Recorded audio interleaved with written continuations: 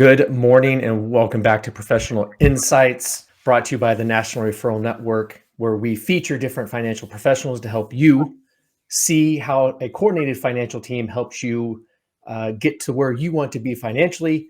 And our mission is to create synergy with financial professionals and how it amplifies your path to financial success. And this morning, I am actually interviewing my mentor, my colleague, Michael Clark, co-founder of Protection Point Advisors, about understanding personal finance and trying to make sense of it all in today's economy. And before we get started, don't forget to hit that subscribe button, notification, any questions, leave in the comments, and we'll get to those. So good morning, Mike. How are you? Good morning. My coffee is right below me where you can't see it. So, I may take a sip every now and then. Absolutely. I think it's very valuable to do that. I've already had my caffeine, so I'm a little jacked, so I'm ready to go. Okay. So, Mike, there's a lot of things happening in the market today. What do you believe is one of the most common misconceptions people have about managing their finances? Well, I think I don't know if it's a misconception, but I think what happens commonly is there's not a great deal of focus on what the end game is. I'm often asked, what should I be investing in? And my answer is the same. Well, why do you want to know? And when I get these curious looks about, what do you mean? Why do I want to know? I want to make money. My follow-up question is, well, what do you want to make money for? Because we have to get to the end game. We have to get what is the end result that you want? What is that? Because that's going to define your time horizon. It's going to define things like how much risk is appropriate to take. It's going to define all kinds of things. So it's not a misconception, but I would say the most important commodity, especially at the beginning, is as much clarity as possible regarding what you want and when you want it. And then once they have that clarity, Mike, how does somebody balance their immediate needs for their long-term financial needs?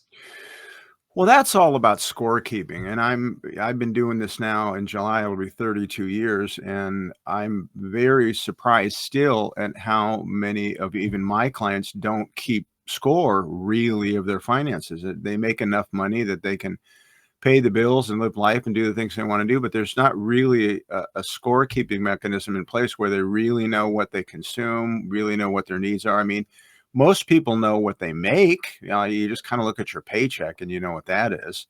But this is all about scorekeeping. You have to know what you make and you have to know what you spend. The difference between the two, and hopefully there's a positive difference between the two, the difference between the two can only go in one of two directions, in the direction of increasing or decreasing your net worth. I'm looking up this topic, Mike, to kind of formulate some of the questions. One of the topics I found on YouTube were it was actually talking about paychecks, understanding the line items on paychecks, because a lot of people don't even understand those. Right. So the nuances, and more videos are coming out, and educational content that are coming out to run your life like an enterprise. Yeah. You are a startup, you have a profit and loss, and you might want to know what that looks like. So Yeah. Well, I'm sorry, go ahead. So off the topic a little bit there, but Yeah. Mike, because Protection Point Advisors does a lot in terms of education. And so you mentioned a little bit ago about risk. How does one assess the risk? Because there's a lot of just arbitrary risk analysis online. Mhm. How does somebody actually gauge what their risk is? Well, first of all, once you understand what you want and what the time horizon is, and for most people, by the way, in over 90% of the cases, maybe 95% of the cases, uh, people want to retire at some point. I mean, that's of the concerns and goals that people have. That's certainly number one. But risk is a funny thing. You could say theoretically that if someone is, say, in their 30s, that they can afford a lot of risk. You take a lot of risk because it has time to write itself out. On the other hand, you could say that someone who's very near retirement can't afford much risk at all. That's more the scientific or theoretical realm, I guess, for lack of a better description. But really, there's a huge emotional component to risk. So risk really has to consider what your emotional tolerance for the journey is. I've met 30-year-olds who are extremely risk averse, partially because they watched their parents get torched in 2008. And then I've met 70-year-olds who are full speed ahead, damn the torpedoes. Let's take as much risk as possible. So age is almost not the determinant you think it is when it comes to risk, but you really have to get to the emotional center of what you can and can't handle. And it's almost like a roller coaster. You go to one of these extreme theme parks, and sometimes you see people who will go on these extreme roller coasters and get off, and the look on their faces is I'm never doing that again. I thought that Right. might be fun, but I'm never doing that again. And I say that as I use that as an analogy because you don't really know what your emotional tolerance for market risk is until you hit a really severe down market, and then you'll pretty much know. Right. Because everybody's happy when the market goes up. Sure. Right. And it's when what I've heard you guys explain it as, when the water starts to get choppy, when are you going to call the Coast Guard? And that scary side of it. But as a married couple, Mike, because I know that we deal with this a lot. Mhm. Those two are often different risk tolerances. Talk about that a little bit. Well, I mean, that can be true, and I think couples have to get on the same page when it comes to the money, especially as it relates to what they want to accomplish over the long term. And it's often not an easy thing. Money is super emotional and it's super personal. So, couples are going to need to invest probably some time and energy in this if they haven't already. You have to more or less kind of see things the same, or at least get on the same page as far as how you see the future. And then when it comes to risk, I guess if you find that you're a little bit opposite regarding risk, try to meet in the middle best you can. And Mike, since 2011, I think it's 2011, 2012, with the inception of Robinhood and Hmm. the increase of technology, how has the rise in technology changed the way young individuals look at money, but also how firms like Protection Point Advisors advise clients? Well, we're always advising clients on what we know over the long term has the best chance of working. Okay, so we're always playing towards the odds of saying, okay, if we adopt the following approach, uh, we think we stand the best chance of the success that you seek. Technology, though, has made it uh, into a much different affair when it comes to buying and or rather investing, buying and selling, things like that. I mean, you can do it moment by moment now, and so it's almost like it's a video game, and a lot of Yeah. people almost treat it like it's a video game. There's no evidence any of us can find anywhere really that would suggest that that approach over the long term is the most reliable approach, if indeed you're playing towards the long term. But there's a lot of short-term fixation out there, and the technology that's available just kind of feeds that a little bit. So you mentioned the short term need, right, Mike? And we've looked into this in terms of how many people are getting their financial education from online forums like Reddit and YouTube. And I think those two platforms alone, I think, represent about 75% of the consumption of education in terms of financial knowledge. And Yeah. so how is this new world of AI and all of these people online selling their AI investment management strategies, and I don't want to call them get rich quick, but that's what they're selling. How is that AI driving some financial decisions that may or may not be worth the person's Well, interest? look, you can go to Home Depot and buy the very, very best drill that they sell that does everything a drill could ever do. That doesn't make you a carpenter, you know? True. And I think it's almost like all this technology that's out there, um, it can create this false sense of literacy and this false sense of security regarding what someone might be able to do.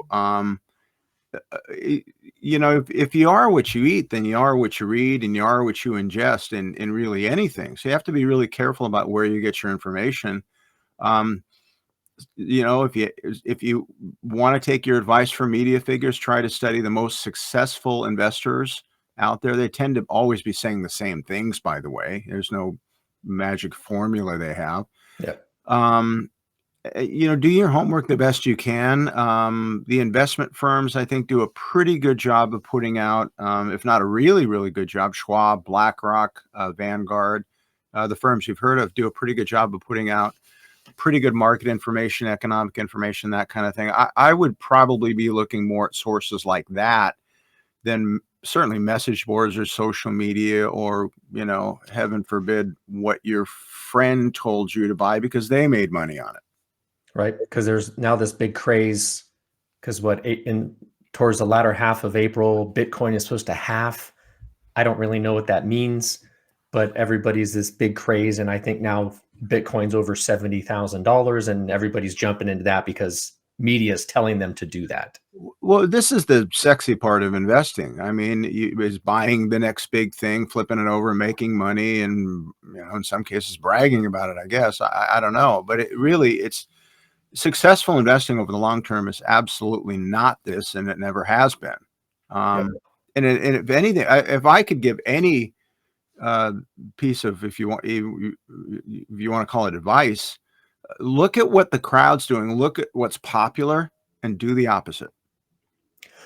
I think Warren Buffett said that one time. If you're getting in, you're too late, or something like that. It Yeah, he was said so. He said, I'm greedy when other people are fearful, and fearful when other people are greedy. Something like it's a bit of a contrarian that way, but look, that makes sense. If the crowd's doing it, then chances are it's already overpriced, and it's already been, the party's over. It's like being the last person at a party that had a great buffet, but all that's left is, I don't know, stuff nobody wants. and you still think it's amazing You because still think it's that's amazing. all you know, right? Right. Yeah. And so, Mike, you talked about that little thing with Warren Buffett. You've talked about emotion, and there is contradicting papers out there and articles about the use of financial advisors and going alone. Hmm. And I'm a little bit biased, Sure. but how does that, in terms of emotions, how does a financial advisor help a client navigate some of these situations? Well, I think what advisors do is advisors, first and foremost, are the voice of reason. They're that objective uh, thing in your world that saves you from yourselves in many cases. I think if you're going to hire well, first of all, let me back up. You should never, ever hire anything that you feel like you can do yourself just as well, because why would you do that? That Yep. doesn't make any sense. So you hire anything, and in particular financial advisors, because they have access to information you don't. They, in many ways, it's like going to the doctor. I mean, the lion's share of maintaining your health probably falls on your shoulders, but your doctor has information about your health and your physiology that you don't have, and can help you manage it better. And it's kind of the same relationship. Um, the advisors come in different sizes and shapes and all that kind of thing. And you will find advisors that have different product specialties or what have you. But I think it starts with just being honest with yourself. Like when you hire an advisor, you're hiring oversight. So you have to first and foremost decide, how much oversight do I really want? And if you can possibly get there, and be honest with yourself about what you really need, then you can make the best selection. So you mentioned products, Mike, and one of the things that drives me nuts in today's world is those individuals that just sell products Hmm. and everything. How's that saying go? If you have a hammer, everything looks like a nail. Right. And so Oh how yeah. does it? Yeah. Yep. So how does a client interview a financial professional and understand that, hey, they're in it for me as a true fiduciary, Right. or they say they're a fiduciary and they're looking out for my best interest, but really it just sounds like they're selling a product. Well, first of all, the term fiduciary means that the advisor has a legal responsibility to do what's in your best interest. But, you know, it's sort of like saying your lawyer has a legal responsibility to be a lawyer, but why are there so many lawyer jokes? Right. So the lines Yeah. on certain things get a little bit blurred. So it can't just be, hey, I'm a fiduciary, therefore automatically I'm trustworthy. Right. Um, it's certainly, you want somebody who's a fiduciary who has that responsibility, sure. But it starts there, doesn't end there. Uh, I think when you're interviewing an advisor, I think it's really simple when you're first and foremost, are they listening to you? Yep. Are they listening to your concerns? Do they want to be students of you and what you want to accomplish? What's important to you? Um, all the things that make you tick. That's really the sign that you're talking to somebody you may want to work with first and foremost. And then, how long have they been in the business? What is their approach? Do they do financial planning? A lot of people don't understand that there's asset management, which is managing an account or I don't know, it could be an IRA, it could be a brokerage account or managing, just someone's assets. And then there's financial planning, which really solves for whatever the result is. And they're Mhm. two almost different hemispheres, and one needs to go with the other. So I would also say that any advisor you talk to needs to be fluent in both and be delivering both. I'm not a big fan of Dave Ramsey. I'll say that. But one of the things I've heard him say that I do agree with, that if you meet with a financial advisor and they are talking down their nose at you, probably not the best person to do. At the end of the day, it's Yeah. your money. You need and ought to be a steward of that money. And if somebody's talking to you that you don't like or you have a bad feeling about, they're probably not for you. Well, I think that's true, and I do agree with that. I'm not a fan of media figures at all, especially when they talk about finance. Not because I don't think, in large part, they're doing a good thing when it comes to advising people to get their financial houses in order and all that. I think that is a wonderful service to do, but when they put on their advisor hats, I sort of get off the bus because so much of what they say just isn't useful, it gets misinterpreted, and sometimes it's just flat out wrong. Yeah. So yeah, I've used this analogy before. It's if I have a personal trainer, they know how to work, how to work with me and help me get into better shape. But that I'm not going to make my personal trainer my doctor. Yeah. I mean, it kind of stops at some point. I think that's the way I have to look at media figures, and you also have to consider that they are first and foremost entertainers because that's the medium that they're in. Um, so again, you got to be careful where you get your information. But sorry, you had another part to that question. I just forgot it. Oh, you know what? Honestly, Mike, I forgot it too. But I do want to we try to keep these short. So I think it's important, Mike, you do a lot of work in putting together outlines for education. Yeah. We do these interviews every Tuesday morning.